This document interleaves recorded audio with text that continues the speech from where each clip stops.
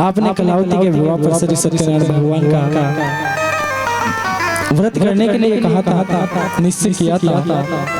अब तो आप उस व्रत को कर लीजिए। पत्नी की बात सुनकर व्यापारी कहता है, अभी कहाँ फुर्सत है, अभी तो मैं दामाद के साथ व्यापार करने के लिए जा रहा हूँ। व्यापार से जब लौटूंगा तो मैं इस व्रत को अवश्य करूंगा। मैं व्यापार से लौटने के बाद भगवान का पूजन आराधना कथा सब करूंगा और नाव में अपना सामान लादा और व्यापार करने के लिए निकल पड़े हैं महाराज। व्रत का बार बार निश्चय किया और फिर व्रत न करने के कारण भगवान क्रोधित हो गए और उस व्यापारी को भगवान ने दंड दिया, देने का निश्चय किया, दंड देने का, और कहा व्यापारी अपने दामाद के साथ रतनसापुर में पहुंचकर वहां व्यापार करने लगा महाराज। एक दिन वहां व्यापार कर रहे थे तो वहां के राजा के घर में एक कुछ चोर महल में चोरी करके भाग रहे थे। सैनिक उनका पीछा करते आ रहे थे तो भागते हुए सैनिकों को देखते हुए चोरों ने क्या किया, वो जो चोर धन चुरा कर लाए थे वो व्यापारी की नाव में छिपा दिया है। खाली हाथ चोर आराम से भाग गए। चोरों का पीछा करते हुए सैनिक व्यापारी की नाव के पास पहुंचे। व्यापारी की नाव की तलाशी ली। उन्होंने राजा का चोरा धन उस नाव में मिल गया है। तब सैनिकों ने और उसके दामाद बंदी बनाकर राजा के पास ले गए और राजा ने उन दोनों को बंदी गृह में डाल दिया और उनका जितना धन था वो सब भी राजा ने ले लिया। ये किसके कारण हुआ? इस श्री सत्यनारायण भगवान के ही कारण हुआ है, उनका ही यह प्रकोप है। और उधर लीलावती पर भी मुसीबतों का पहाड़ टूट गया है। घर में जो धन था, अन्न था, उसको चोर चुरा कर ले गए हैं। अब तो खाने के लिए घर में अन्न भी नहीं बचा है। भूख प्यास से बेचैन होकर कलावती एक दिन एक ब्राह्मण के घर पे गई जहाँ पर सत्यनारायण भगवान की पूजा हो रही थी। रात्रि में एक कथा करी और उसने वहां सो बैठकर श्री सत्यनारायण भगवान का व्रत सुना, कथा सुनी। प्रसाद लेकर जैसे रात्रि को लेट बहुत देरी से घर पे पहुंची तो माँ ने पूछा, क्यों बेटी तेरे मन में क्या है? तू भी कह दे, अभी अपने पास खाने का कुछ नहीं है तो क्या तू भी गलत काम करेगी?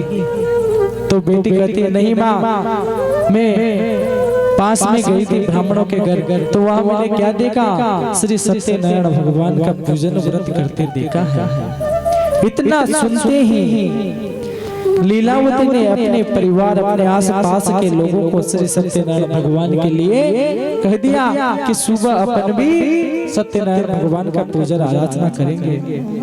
और उसने पूजन आराधना करी, सबको प्रसाद दिया, फिर स्वयं ने प्रसाद ग्रहण किया और वर मांगा कि मेरे दामाद और पति दोनों घर पे आ जाएं, यही मेरा वर है। श्री सत्यनारायण भगवान व्रत किया तो उस व्रत से सत्यनारायण भगवान संतुष्ट हो गए हैं और प्रसन्न होकर के संतुष्ट उसकी मनोकामना पूरी की। उन्होंने राजा चंद्रकेतु को स्वप्न में दर्शन देकर के कहा, हे राजा, व्यापारी और उसका दामाद बिल्कुल निर्दोष है। भगवान कितने कोमल मन के होते हैं महाराज।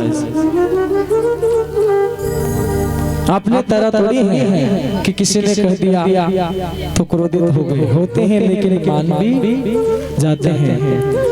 जैसे ही सुबह उठते राजा ने दोनों को मुक्त कर देने के लिए कहा और उनका सारा धन लिया वापस लौटा दिया। यदि तुमने ऐसा नहीं किया होता तो मैं तुम्हारा सारा वैभव नष्ट कर दूंगा, ये भगवान ने उससे कहा। तो उन्होंने क्या किया? सुबह उठकर राज ज्योतिषी को बुलाया, पंडित जी महाराज को बुलाया राजा ने और पूछा, महाराज ये मेरे स्वप्न में आया है, अब क्या करना चाहिए? तो ज्योतिषी जी कहते हैं पंडित जी महाराज कि महाराज इन दोनों को छोड़ दो, अन्यथा भगवान आपके पुत्र धन राज्य सबको नष्ट कर देंगे। और राजा ने उन दोनों व्यापारी दामाद और ससुर को बुलाया और उनसे जितना धन लिया था उससे दुगना धन उनको देकर के आदर सहित वहां से विदा किया। और इस प्रकार श्री सत्यनारायण भगवान की अनुकंपा से व्यापारी और उसका दामाद दोनों खुशी खुशी अपने नगर की ओर चल दिए हैं। इति श्री सत्यनारायण व्रत कथायां तृतीय अध्याय संपूर्ण है। बोले सत्यनारायण भगवान की जय हो। श्री सूत जी बोले, उस व्यापारी ने अपने दामाद के साथ शुभ मुहूर्त में नाव में रत्नासुपुर के लिए प्रस्थान किया। लंबी यात्रा करने के बाद व्यापारी ने एक नगर के किनारे विश्राम करने का निश्चय किया। वहां रोकर भोजन बनाया, भगवान को भोग लगाया, दोनों ने भोजन किया, फिर वहां पर विश्राम करने लगे। तभी क्या होते हैं कि भगवान तो परीक्षा लेते हैं महाराज। वहां पर श्री सत्यनारायण भगवान पहुंच गए हैं। किसके रूप में? साधु के रूप में सत्यनारायण भगवान आ गए हैं। और व्यापारी के पास पहुंचकर पूछते हैं, वणिक तेरी नाव में क्या भरे हुए हैं? तो उस वणिक पुत्र ने क्या सोचा व्यापारी ने कि जरूर साधु आया है तो कुछ मांगेगा। तो उनसे क्या कहा साधु जी महाराज से कि मेरे इसमें तो नाव में तो बेल पत्र आदि भरे हुए हैं, जो पत्ते वगैरह भरा हुआ है। तो साधु ने क्या सोचा कि अभी भी इसके मन में पाप है। तो वो वहां से साधु महाराज क्या कहते हैं कि जैसा तुमने कहा महाराज वही वचन सत्य हो। इतना कहकर साधु महाराज वहां से चलकर जाकर के एक वृक्ष के नीचे बैठ गए। अब सत्यनारायण भगवान को क्रोधित आ गया कि ना तो इसने मेरा व्रत किया और फिर भी मेरे से ही झूठ बोल रहा है। तो कहते हैं और साधु जी वहां से चले गए। और जाने के बाद उन्होंने जो साधु को खाली हाथ भेजा तो वो दोनों ससुर जमाए बहुत खुश हुए। और दोनों ने कहा कि अच्छा हुआ, नहीं तो अब जाने क्या मांग के ले जाता। इतना कहकर जैसे ही नाव की तरफ देखा तो नाव जल में ऊपर की ओर उठी हुई दिखी। तो जो व्यापारी था उसने जैसे ही पत्ते हटाए तो उसमें तो कुछ भी नहीं है, बेल पत्र ही सारे बन गए हैं। और ये देखते ही वो क्या हुआ, मूर्छित होकर जमीन पे गिर पड़ा। जोर जोर से विलाप करने लगा, रोने लगा और अपने झूठ बोलने का प्रयत्न करने लगा। तभी जमाई ने कहा मूर्छित खुलने पर कि पिताजी ये वो साधु महाराज के कारण हुआ है, आपने उनसे झूठ बोला इसलिए ये सब हुआ है। चलो चलते हैं और महाराज की शरण में जाकर के उनसे क्षमा प्रार्थना मांगते हैं। और इसी प्रकार दामाद के वचन सुनकर वो व्यापारी साधु महाराज को खोजने के लिए निकल पड़ते हैं। और कुछ दूर जाकर के एक वृक्ष के नीचे दंडी साधु महाराज के रूप में श्री सत्यनारायण भगवान मिल गए हैं। और व्यापारी ने दंडी साधु के चरणों में गिरकर झूठ बोलने की क्षमा मांगी। झूठ बोलने से क्षमा मांगे। दंडी स्वरूप श्री सत्यनारायण भगवान बोले, हे वणिक पुत्र, तेरे बार बार झूठ बोलने के कारण ही मैंने तुझे दंड दिया है। इस कथा से अनेक ज्ञान की बातें आप और हमको प्राप्त होती हैं, क्योंकि बार बार झूठ बोलने से, इधर उधर की बातें करने से पाप ही बढ़ता है। जो आप झूठ बोलते हो किसी को लड़ाने के लिए, वो भी एक महापाप है। कोई आपके घर में आ गया तो कहते हैं कि अतिथि देवो भव। कोई भी अतिथि आ गया, वो चाहे अपने रिश्तेदार के साथ आया हो, लेकिन वो किसके समान है? देवता के समान पूजते हैं आप और हम। और आजकल क्या करते हैं, उसमें भी यूं सोचते हैं ये कहां से आ गया। बहुत से लोग सोचते हैं, या बहुत सौ के मन में एक दूसरे से क्या है, क्रोधित रहते हैं, जलते रहते हैं। तो ये सोचते हैं कि ये मेरे घर के प्रोग्राम में क्यों आया, वो क्यों आया, या किसी ने कुछ मार्गदर्शन दे दिया कि ऐसा नहीं ऐसा भी हो जाता है, ऐसा नहीं ऐसा भी हो जाता है, तो फिर उसमें भी उसी को टोसा जाता है। ये मैंने बहुत जगह देखा है महाराज, जो बुलाए के बाद भी जाते हैं ना, उनसे भी लड़ जाते हैं बहुत। मैंने देखा है, क्योंकि मैं तो घर घर घूमता हूँ, मेरा तो काम यही है। इसलिए कोई भी व्यक्ति आए, कोई भी साधु महात्मा आए, उसे अपने घर से खाली नहीं भेजना चाहिए। क्योंकि कहते हैं कबीर दास जी महाराज कि साईं इतना दीजिए जामे कुटुंब समाए, उज में भी भूखा ना रहूं और साधु भी भूखा न जाए। क्या मांगते हैं कबीर दास जी? कहते हैं दोहे के माध्यम से कि प्रभु मुझे इतना सा दे दो कि जिसमें मेरे कुटुंब का खाने का व्यवस्था हो जाए, मैं अच्छे से रह लूं, और मेरे द्वार पर जो ब्राह्मण साधु या कोई भी अतिथि आए तो वो भूखे या खाली हाथ ना जाए। इतना सा चाहिए और ज्यादा नहीं चाहिए। लेकिन आजकल कलयुग में जो बुद्धि बिगड़ी है वो उल्टा हो गया है। वो सोचते हैं कि सब कुछ मुझे मिल जाए और भगवान से चरणों में गिरकर समय याचना मांगे, हाथ जोड़कर कहा, आप तो दीन दुखियों के कष्ट दूर करने वाले हो, सबकी मनोकामनाएं मंगल पूर्ण करने वाले हैं, मेरी इस गलती को क्षमा करें। आपकी लीला को तो ब्रह्मा आदि देवता भी नहीं समझ पाते, तो मैं अज्ञानी भला कैसे समझ पाता? जो ब्रह्मा देवता है, भगवान है, वही नारायण की लीला को नहीं समझते, तो हम तो क्या है? अज्ञानी है, मूर्ख है। तो वो व्यापारी को कहा, व्यापारी कहता है कि मैं जीवन में अब कभी झूठ नहीं बोलूंगा, कभी किसी से ईर्ष्या की बात नहीं करूंगा। कौन कौन वचन लेता है इस बात का कि कभी एक दूसरे से ईर्ष्या नहीं रखोगे? श्री सत्यनारायण भगवान का व्रत और पूजन किया नदी किनारे, और समय याचना करके जैसे संधु महाराज व्यापारी नावों में भरे हुए बेल पत्र धन धान्य में परिवर्तित हो गए हैं महाराज। उसने व्यापारी ने सत्यनारायण भगवान का व्रत प्रसाद किया, उनकी पूजा की, सबको प्रसाद बांटकर स्वयं भी प्रसाद ग्रहण किया, और उसके बाद व्यापारी अपने नगर की ओर प्रस्थान किया। अपने नगर की ओर पहुंचकर व्यापारी ने एक सेवक ने अपने घर को भेजा। सेवक ने घर में पहुंचकर लीलावती को सूचित किया। उस समय लीलावती और कलावती दोनों क्या कर रही थी? श्री सत्यनारायण भगवान की पूजन कर रही थी। पत्नी और दामाद लौट आने का समाचार सुनकर लीलावती ने पूजा की। प्रसाद ग्रहण करने के बाद कलावती से कहा कि तेरी पूजा संपन्न हो जाए तो प्रसाद ग्रहण करके नदी के किनारे आ जाना।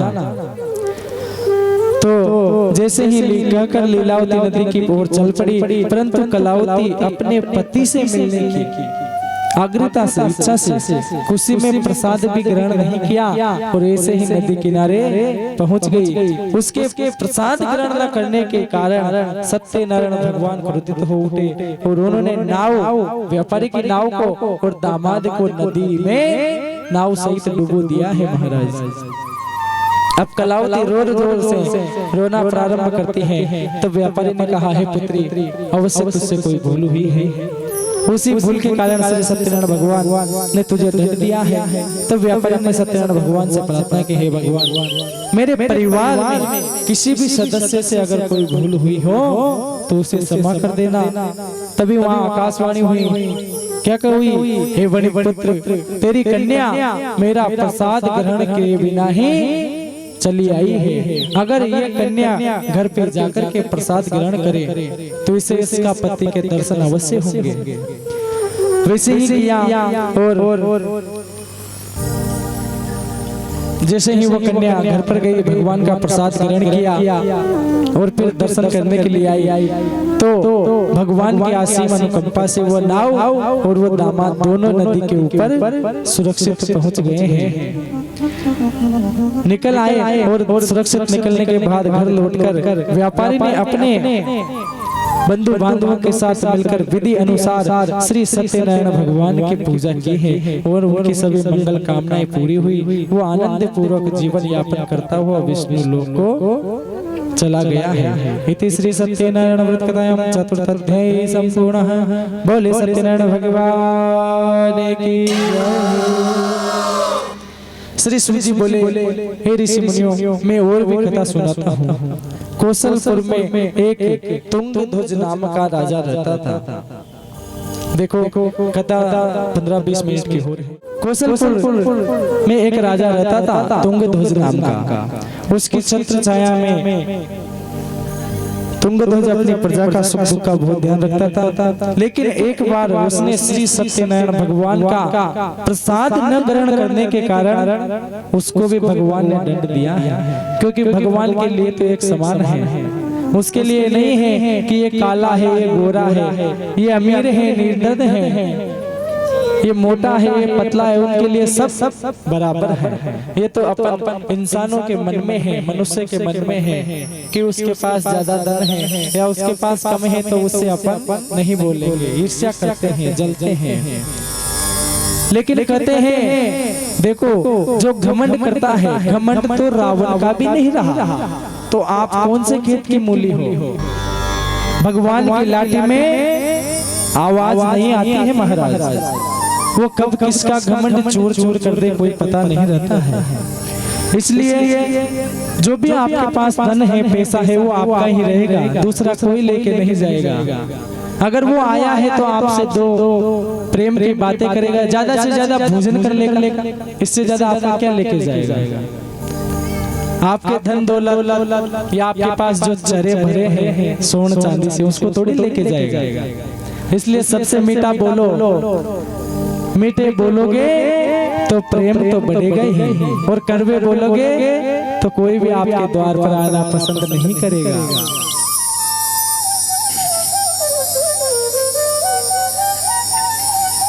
और एक दिन राजा तुंगध्वज जंगल में हिंसक पशुओं का शिकार करने के लिए निकला। तेजी से घोड़ा दौड़ाकर शिकार करते हुए अपने सैनिकों से अलग हो गया है और हिंसक जानवरों का शिकार किया। कुछ देर विश्राम करने की इच्छा से वो एक वृक्ष के नीचे आया, वहां जाकर बैठ गया और समीप में कुछ ग्वाले सत्यनारायण भगवान के पूजन कर रहे थे। और राजा ने उनके पास गुजरते हुए श्री सत्यनारायण भगवान को ना तो प्रणाम किया, ना उनको जो पूजा कर रहे थे जिन्होंने प्रसाद दिया गवारियों ने, तो वो प्रसाद भी क्या कहा, नीचे लोग समझकर छोड़ दिया है कि मैं ग्रहण नहीं करूंगा। और घोड़े पर सवार होकर वो राजा वहां से अपने नगर की ओर चल गया। लेकिन जैसे ही नगर की ओर प्रस्थान किया, जैसे ही नगर में प्रस्थान किया तो क्या देखते हैं, उसका सारा राज्य, वैभव, पुत्र, पत्नी सब कुछ जलकर नष्ट हो गया है महाराज। सब कुछ नष्ट हो गया। श्री सत्यनारायण भगवान के प्रकोप से राजा निर्धन हो गया है। तब राजा ने अपने राज ज्योतिषी को बुलाया, कहा महाराज, ज्योतिषी जी महाराज कहते हैं पंडित जी महाराज कि महाराज आपसे अवश्य कोई भूल हुई है जिसके कारण ये हुआ है। राजा ने अपने भूल का प्रायश्चित किया तो भगवान की कृपा से राजा को तुरंत भूल का स्मरण आ गया और मंदिर में जाकर के राजा ने सत्यनारायण भगवान से समय याचना की और उनका पूजन किया। और पूजा करने के बाद प्रसाद ग्रहण करने से श्री सत्यनारायण भगवान के अनुकंपा से वह चमत्कार हुआ कि उसका सारा खोया हुआ वैभव, धन नष्ट, पुण्य लौट कर आ गया है। श्री सत्यनारायण भगवान के अनुकंपा से जीवन के सभी सुखों का भोग करते हुए राजा अंत में तुंगध्वज वैकुंठ धाम को गया और मोक्ष को प्राप्त किया। श्री सत्यनारायण भगवान के व्रत और पूजा को जो भी मनुष्य करता है उसकी सभी चिंताएं से मुक्त हो जाता है। उसके घर में धन धान्य के भंडार भरे रहते हैं, निसंतानों को संतान प्राप्त होती है और मनुष्य जो भी मंगल कामना से श्री सत्यनारायण भगवान का व्रत या पूजन करता है वो अंत में मोक्ष को प्राप्त कर वैकुंठ धाम को सुधार जाता है। इसलिए तो क्योंकि जो अपने बुजुर्ग हैं उन्होंने कहा है पहले हर किसी के घर में 1 वर्ष के अंदर 12 माह के अंदर कि सबके घर में एक बार हवन कथा या कुछ भी प्रोग्राम कन्या भोजन सब कुछ रहता था। लेकिन अब धीरे धीरे क्या हो गया, मन की प्रवृत्ति बिगड़ गई है। इसलिए क्या कहते हैं अब क्या होगा कन्या भोजन कराने से, कथा करवाने से क्या होगा, अरे वो पंडित आएगा और 10-20 हजार रुपए लेके चला जाएगा। आपको थोड़ी पता है पंडित सुबह से भूखा रहता है किसके लिए, आपके कल्याण के लिए। ये कितनी बड़ी बात है। नहीं तो महाराज पंडित जी की क्या है, उन्होंने तो दक्षिणा बहुत ली कि मुझे 5,000 11,000 21,000 जो लेना है वो लेंगे। वो आपके क्यों नियम फॉलो करेंगे? उनको अगर भूख लग रही है तो वो तो खाना भी खाएंगे, जो भी नमकीन है बिस्किट सब खाएंगे। लेकिन क्यों, आपका काम होगा तब आप दोबारा पंडित जी को बुलाओगे। इसलिए पंडित जी भी क्या है, क्योंकि व्रत रखना पड़ता है।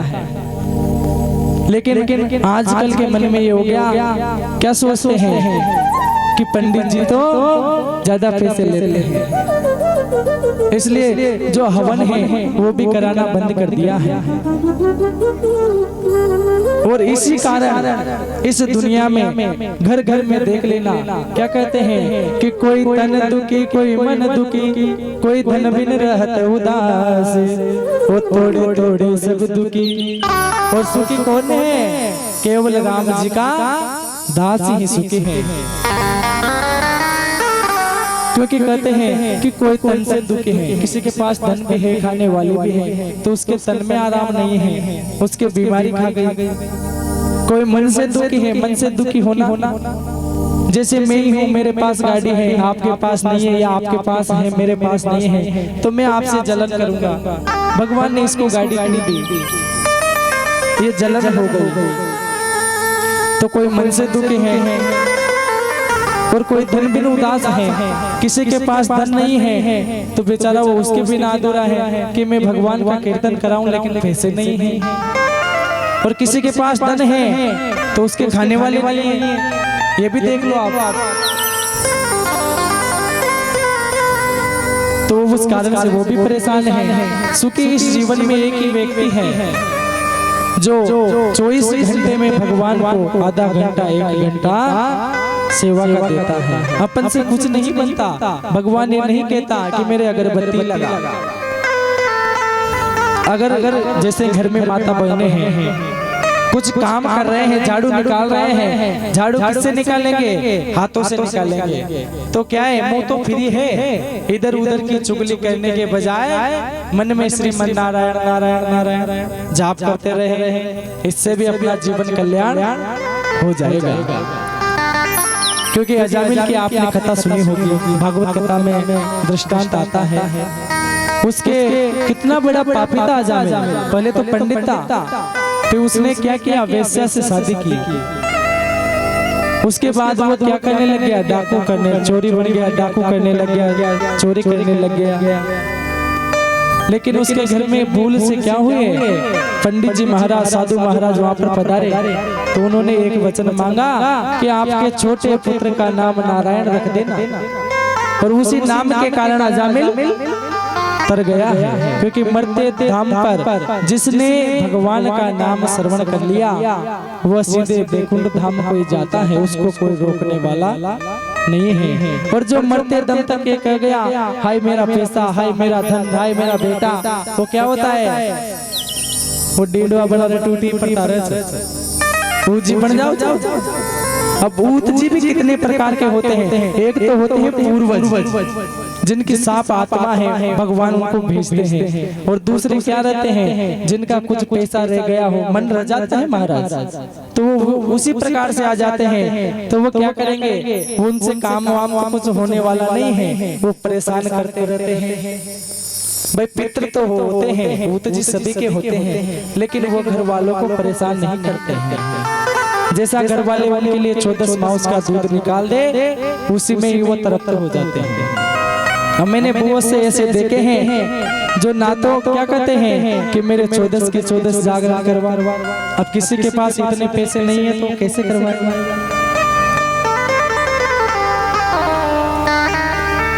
इसी प्रकार श्री सूजी ने कुछ पल रुककर कहा, हे मुनि श्रेष्ठ मुनियों, श्री सत्यनारायण भगवान के व्रत को जो पूर्व जन्म में किया उन लोगों की कथा में तुमसे कहता हूँ, दूसरे जन्मों की कथा भी इस तरह सुख भोग कर जाते हैं। क्योंकि जिस व्यक्ति ने इस जन्म में कथा सुन ली, भगवान का नाम श्रवण किया, उसके दूसरे जन्म की कथा भी आप सुनो। वृद्ध सतानंद ब्राह्मण ने पूर्व जन्म में सत्यनारायण भगवान का विधिवत व्रत किया, तो दूसरे जन्म में सुदामा के रूप में भगवान की पूजा करते हुए अंत में मोक्ष को प्राप्त कर वैकुंठ धाम को चला गया है। व्यापारी निमोध्वज ने रूप में जन्म लेकर के अपने पुत्र को आरे से चीरकर भगवान की अनुकंपा से वैकुंठ धाम को प्राप्त किया। राजा तुंगध्वज अगले जन्म में मनु के रूप में जन्म लेकर के भगवान की पूजा पाठ करते हुए लोकप्रिय होकर सद्गर्भ करते हुए मोक्ष को प्राप्त कर वैकुंठ धाम को चला गया है। हे ऋषि मुनियों, श्री सत्यनारायण भगवान का व्रत और पूजन मनुष्यों को सभी चिंताओं से मुक्त करता है। धन संपत्ति के भंडार भरकर अंत में जन्म जन्मांतर के चक्रव्यूह से मुक्ति दिलाकर अंत में मोक्ष को प्राप्त करता है।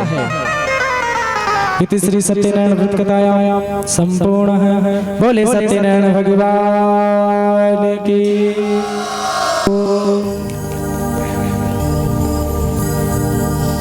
बोले शंकर भगवान की।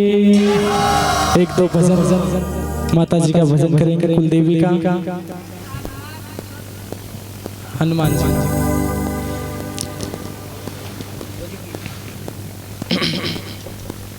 पांच भजन करेंगे जिसमें माता जी का, भैरू जी का, हनुमान जी का, कुलदेवी का, सबका करेंगे।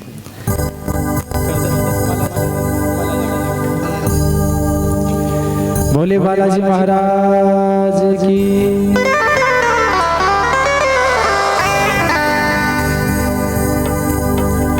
बोले बालाजी महाराज की।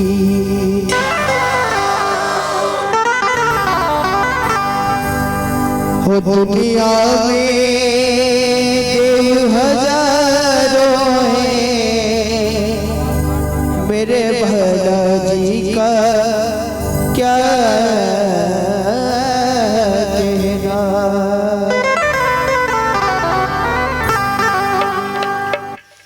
हो दुनिया में देव हजारों हैं, मेरे बालाजी का क्या कहना।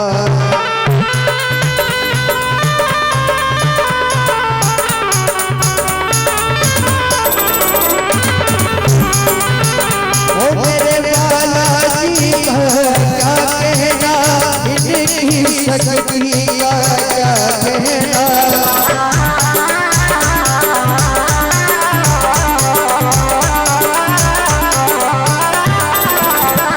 मेरे बालाजी का क्या कहना, इतनी शक्ति का कहना। दुनिया में देव हजारों हैं, मेरे बालाजी का क्या कहना। दुनिया में देव हजारों हैं, बजरंग बली